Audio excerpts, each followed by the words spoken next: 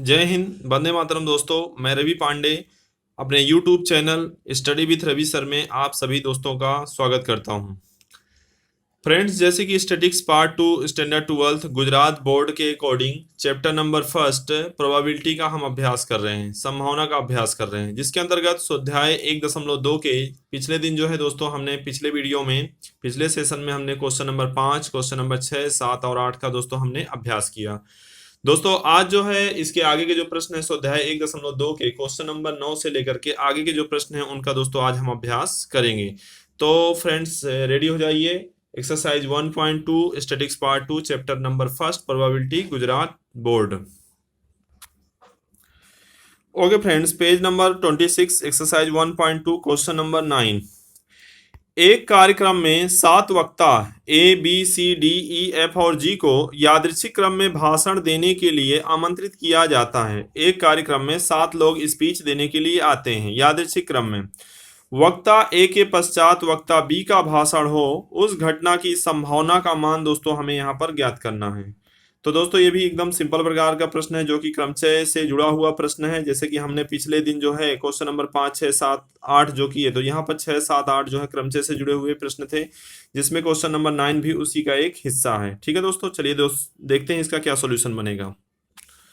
तो दोस्तों question number 9 में जैसे कि यहाँ पर 7 लोग भाषण देने के लिए कार्यक्रम में आमंत्रित किए गए हैं, A B C D E F और जी। तो टोटल कितने लोग हैं? 7 लोग हैं। तो सबसे पहले दोस्तों आपको क्या करना है? 7 फैक्टोरियल निकालना है। 7 जो समूह है, 7 की जो संख्या है उसका क्रमचय निकालना। तो 7 फैक्टोरियल बराबर क्या हो जाएगा दोस्तों? 7 फैक्टोरियल बराबर होगा 7 गुणे 6 गुणे 5 गुणे 4 गुणे 3 गुणे 2 गुणे 1। तो इस प्रकार से दोस्तों जो है 5040 इसका क्या हो जाएगा? एन का मान हो जाएगा।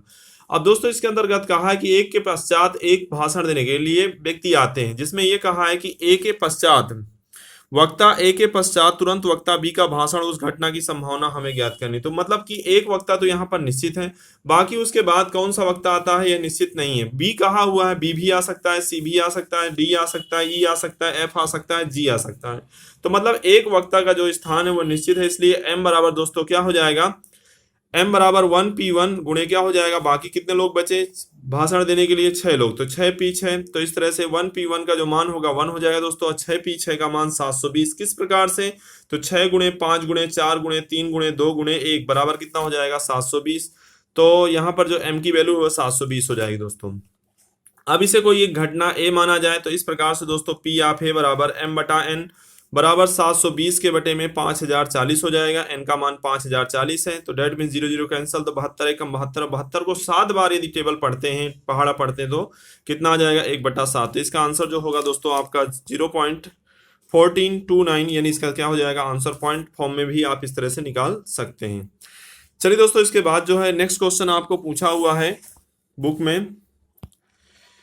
क्वेश्चन नंबर 10 में लीप वर्ष के फरवरी महीने में 5 सोमवार के होने की संभावना का मान ज्ञात कीजिए। लीप वर्ष के फरवरी महीने में, तो जैसे दोस्तों कि पिछले दिन जो है मैंने इसका जो है टेबल आपको बना के बताया था कि किस तरह से इसको हमें सॉल्व करना है। तो देखते हैं दोस्तों।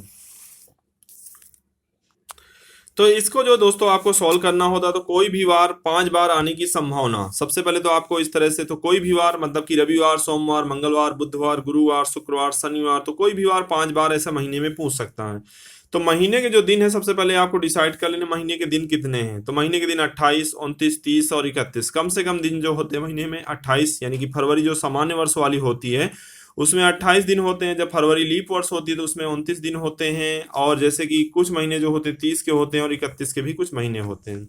तो आपसे ऐसा पूछ ले कि लीप वर्ष, सामान्य वर्ष या कोई भी वर्ष में अगस्त महीने में, मार्च महीने में, दिसंबर महीने में, सितंबर महीने में, फरवरी महीने में, जनवरी महीने में, मतलब कोई भी वार 5 बार आने की संभावना, गुरुवार, मंगलवार, शुक्रवार, तो उसका आंसर क्या बनेगा दोस्तों? तो महीने के दिन 28, 29, 30, 31। तो यहाँ से शॉर्टकट में आप इसका आंसर पता कर सकते हैं।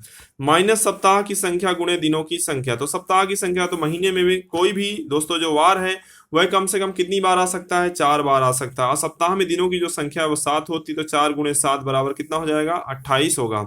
तो सभी को जो है 28 से माइनस कर देना है। तो संभावना जो होगी इसकी 0, 0/7, 1/7, 2/7, 3/7, यानी कि महीना 28 का हो उसमें कोई बार 5 बार आने की संभावना 0/7 हो जाएगी। और महीना यदि 29 का है और उसमें कोई भी बार मतलब 5 बार आने की संभावना पूछा हो तो उसका उत्तर जो सो होगा 1/7। महीना 30 का हो और उसमें यदि पूछे कि कोई भी वार 5 बार आने की संभावना क्या होगी, तो 2/7 हो जाएगी। और महीना 31 का हो और उसमें भी पूछा हो कि रविवार 5 बार आए, सोमवार 5 बार आए, तो इसकी संभावना 3/7 होगी। ये तो महीने वाली बात हो गई। चलिए दोस्तों, वर्ष की बात करते हैं। कोई भी वर्ष में 53 बार, मतलब कोई भी वार वर्ष में 53 बार आने की संभावना क्या होगी। ऐसा पूछ लेता है कि लीप वर्ष हो, उसमें 53 बार मंगलवार आने की संभावना, गुरुवार 53 बार आने की संभावना, या लीप वर्ष नहीं है, सामान्य वर्ष में 53 बार शुक्रवार आने की संभावना, ऐसा पूछे तो अब उस कंडीशन में क्या करेंगे। तो सबसे पहले आपको वर्ष लिख लेना है। वर्ष में 2 प्रकार के वर्षों का समावेश होता है, एक तो सामान्य वर्ष, दूसरा होता है दोस्तों लीप वर्ष।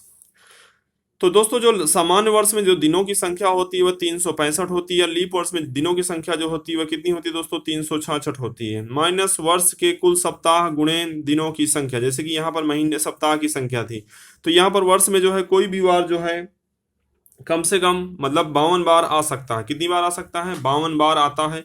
तो 52 × 7 कर देंगे तो यहाँ पर 364 और यहाँ पर 364, क्रम से इसको माइनस कर देंगे तो संभावना जो होगी वह 1 आ जाएगी, यहाँ पर संभावना 2 हो जाएगी। तो यदि इसकी संभावना, यदि ऐसा पूछे कि सामान्य वर्ष में 53 गुरुवार, 53 बुधवार, रविवार, सोमवार कुछ भी आने की संभावना जो है वह कितनी होगी, तो 1/7 इसका दोस्तों आंसर हो जाएगा। और लीप वर्ष में जो है यदि पूछा हो तो लीप वर्ष में जो उसका उत्तर है कोई भी वार 53 बार आने की संभावना, उसका आंसर हो जाएगा दोस्तों 2/7। तो दोस्तों यहाँ पर आपको ध्यान देना है, इस टेबल के माध्यम से ही हमें क्या करना है, सॉल्व करना है। चलिए दोस्तों, अब सॉल्यूशन हम देखते हैं क्या बनेगा। क्वेश्चन नंबर 10 में आपको पूछा हुआ लीप वर्ष के फरवरी महीने में 5 सोमवार आने की संभावना क्या होगी। तो फरवरी महीने में कुल दिन, जब लीप वर्ष है तो कितने दिन होते हैं, 29 दिन होते हैं, माइनस महीने में आने वाले सप्ताह गुणे सप्ताह के दिन। तो कोई भी सप्ताह जो है, कोई भी वार महीने में आने वाले सप्ताह, महीने में कोई भी सप्ताह कितनी बार आ सकता है, कम से कम 4 बार आ सकता है। सप्ताह के दिन कितने होते हैं, 7, तो 4 × 7 बराबर कितना हो जाएगा दोस्तों, 28 हो जाएगा। इसलिए m बराबर कितना हो जाएगा, 1 हो जाएगा। इसे कोई घटना a माना जाए तो इसलिए p ऑफ a बराबर m/n, तो यहाँ पर 1 आ गया। और जो 7 आया है दोस्तों, तो ये दिनों की संख्या के आधार पर आया हुआ है, क्योंकि यहाँ सोमवार पूछा हुआ है, तो सोमवार 7 दिनों में से क्या है कि 7 वार में से कोई एक वार है, इसलिए ये क्या हो जाएगा, 1/7 इसका क्या हो जाएगा दोस्तों, आंसर आपका हो जाएगा। दूसरा प्रश्न जो है कि यहाँ पर 10 के बाद 11 ना लेके मैंने 12वां क्वेश्चन लिया। 11वां क्वेश्चन हम बाद में लेंगे, क्योंकि ये महीनों से जुड़ा हुआ था, इसके लिए। किसी भी वर्ष में अगस्त महीने में 5 मंगलवार आने की संभावना, किसी भी वर्ष में अगस्त महीने में 5 मंगलवार आने की संभावना क्या होगी, उसे घटना ए के द्वारा दर्शाया जाए। तो चूंकि हम जानते हैं कि अगस्त महीने में कुल दिन कितने होते हैं, 31 का महीना होता है अगस्त का जो महीना होता है, माइनस महीने में आने वाले सप्ताह गुणे सप्ताह के दिन, तो 4 × 7 करने पर कितना आ जाएगा दोस्तों, 28 आ जाएगा। 31 में से 28 गया तो कितना आ गया, 31 में से 28 गए तो 3 आ गया। तो यहाँ m की वैल्यू जो है 3 निकल कर आएगी। इसे कोई घटना a माना जाए, इसलिए p ऑफ a बराबर m/n बराबर 3/7 हो जाएगा दोस्तों। इसके बाद दोस्तों यहाँ पर 7 तो आपको पता चल ही गया कि 5 मंगलवार, तो मंगलवार मतलब सप्ताह के दिनों में से एक दिन माना जाता है, इसलिए मतलब क्या है कि 7 यहाँ पर लिया जाएगा। इसके बाद दोस्तों क्वेश्चन नंबर 11 जो दिया हुआ उसको हम समझते हैं। लीप वर्ष ना हो, लीप वर्ष ना हो ऐसे 53 शुक्रवार के होने की संभावना क्या होगी, ऐसा पूछा हुआ है दोस्तों किताब में जो प्रश्न पूछा हुआ है। तो लीप वर्ष ना हो ऐसे वर्ष में 53 शुक्रवार होने की संभावना बराबर घटना ए माना जाए। तो सामान्य वर्ष में कुल दिन बराबर कितने होते हैं, सामान्य वर्ष में कुल दिन जो होते हैं दोस्तों, यहाँ पर लीप वर्ष पूछा हुआ, माफी चाहूंगा, यहाँ पर 366 मैंने लिख दिया है, तो यहाँ पर जो है 365 होंगे। हाँ चलिए दोस्तों, तो सामान्य वर्ष के कुल दिन जो होते हैं वह 365 होते हैं, माइनस वर्ष के कुल सप्ताह गुणे सप्ताह के दिन। तो वर्ष के जो कुल सप्ताह होते हैं, कोई भी वार जो है वह 52 बार आ सकता है, गुणे 7, तो 52 × 7 कर देंगे तो कितना हो जाएगा दोस्तों, 364 हो जाएगा। तो यहाँ पर जो है आपका रिमाइंडर जो बचेगा, यानी कितनी संख्या बचेगी, 1 बचेगा। अब इसका जो सोल्यूशन होगा आगे, इसलिए p ऑफ a बराबर कोई घटना a माना जाए तो p ऑफ a बराबर m/n, तो m की वैल्यू कितनी आ गई, 1 आ गई। और n बराबर क्या हो जाएगा, 7, तो n बराबर सप्ताह के दिनों में से जो संख्या है वह, क्योंकि यहाँ पर पूछा हुआ है कि 53 शुक्रवार आने की संभावना, तो दोस्तों जो शुक्रवार है वह सप्ताह का एक दिन है, तो सप्ताह के दिन कितने होते हैं, 7 होते हैं, जिसके आधार पर इसको 7n का मान लिया गया है। ठीक है दोस्तों, तो उम्मीद करता हूँ आज के जो क्वेश्चन एक्सरसाइज 1.2 में क्वेश्चन नंबर आज हमने दोस्तों जो है question number 9, question number 10, question number 11, question number 12 दोस्तों आज हमने सोल्व किया। तो दोस्तों उम्मीद करता हूँ ये टॉपिक आपको अच्छी तरह से समझ में आ गया होगा। सो फ्रेंड्स, कैलेंडर से जुड़े हुए और भी प्रश्न आप मतलब क्या है कि आप कहीं से भी या किसी बुक से भी आप रेफरेंस के रूप में क्या है ले सकते हैं, और वहां से इस प्रकार के प्रश्नों को दोस्तों आप क्या कर सकते हैं, सॉल्व कर सकते हैं। और इन प्रश्नों को जो है मेरे YouTube channel study with Ravi sir से आप जो है इसको स्किप करके और जो है आप इसको सॉल्व करेंगे, और जहां पर दिक्कत होगी उन चीज़ों को आप पूछ सकते हैं। ठीक है दोस्तों, तो यहाँ पर जो है मैं आज अपना सेशन दोस्तों आज कंप्लीट करता हूँ और उम्मीद करता हूँ सभी टॉपिक्स आज के आपको समझ में आ गए होंगे। तो मेरे channel study with Ravi sir को सब्सक्राइब, लाइक और शेयर करना ना भूलें। ओके दोस्तों, जय हिंद, जय भारत।